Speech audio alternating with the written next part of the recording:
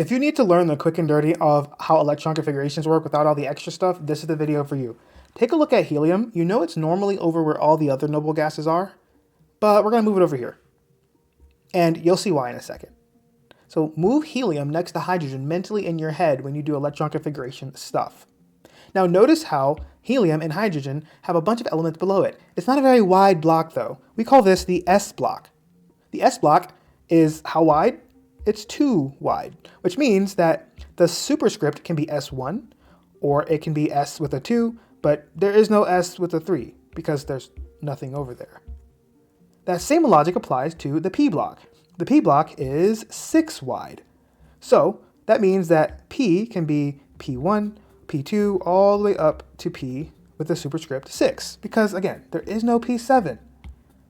The D block is 10 wide. You could count that if you'd like. So the D block is up to 10, and then the F block is up to 14, because we can see that this is 10 wide and this is 14 wide. That's what the superscripts are. You can think of the superscripts as telling you how far down the road you are in that block, but we don't know which level of the block we're at, and that's where these block numbers come in. That is a particular element. We'll deal with figuring out which element that is in just a second. But this is some element on the periodic table. That is the electron configuration for just one neutral element. So what are these black numbers? The black numbers effectively tell you how far down the block you are. The S block starts with 1, so it goes 1, 2, 3, 4, 5, 6, 7. So the S block begins with the number 1. The P block is kind of missing a street. The P block begins with 2. So notice how in this electron configuration, there is no 1p, so there's no 1p level. It just has 2p, 3p, 4p, 5p, 6p, 7p. That's how those black numbers work for the P block. So we can put here that P starts with 2. And as you may guess the pattern, D begins with the number 3. And then the F block down here, so I can put D block here, F block over here. The F block begins with 4. So now we have an electron configuration and we are basically ready to see how it works. If we want to identify which element this is, what you can do is kind of count and start over with hydrogen. Hydrogen is in the S block. We can agree that hydrogen is the first element in the S block. And notice how it's in level 1 of S block. So since hydrogen is in the first level, the 1s level, and it's the first element in the 1s level, hydrogen's electron configuration would literally just be 1s1. First level of S, first 1 in the first level of S. Helium is the second element, but it's in the same block section. It's in the same neighborhood street. So you can think of it as 1s, but it's the second one. Now, is there a 1s3? Do you see a 1s3? No, there's no 1s3. So that's how that works. Lithium, for example, would be 2s1, and then beryllium would be 2s2. But that would be the end of the address. You got to count all the way through. So let's actually identify what in the world 1s2, 2s2, 2p5 is. And we're going to do this counting it off one at a time. 1s1, 1s2, there is no 1s3, so you got to jump down a level. 2s1, 2s2, there is no 2s3, of course. That's when you run over to the P block to the other side. So now we're here. Boron would be 2p1, carbon would be 2p2, 2p3, 2p4, 2p5. Oh, we identified it. It's fluorine. So how did we get to fluorine?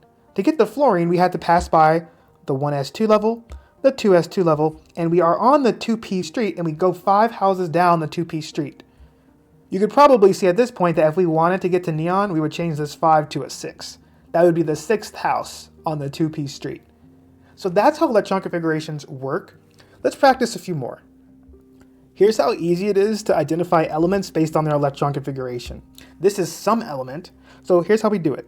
1s2 gets us through to helium. So if we stop there, we see that helium is the second house on the 1s street, but we got to keep going.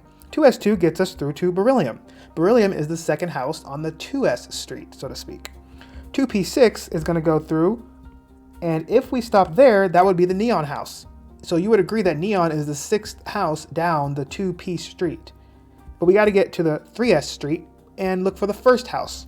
That would be sodium. Sodium is the first house on the 3s street. So this is the electron configuration for a neutral sodium atom. Now we've got another one.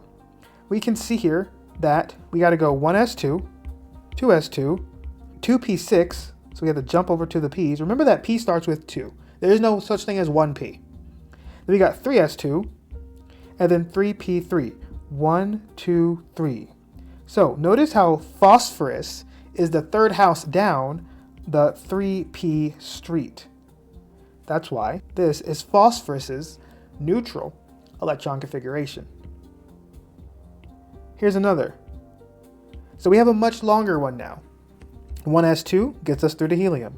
2s2 gets us through to beryllium. 2p6 gets us all the way down the 2p street, ending us with neon. We got to go to the next street. 3s2, 3p6. So if we stopped there, that would be argon. 4s2, that gets us all the way down to calcium. But notice how we got to go beyond that.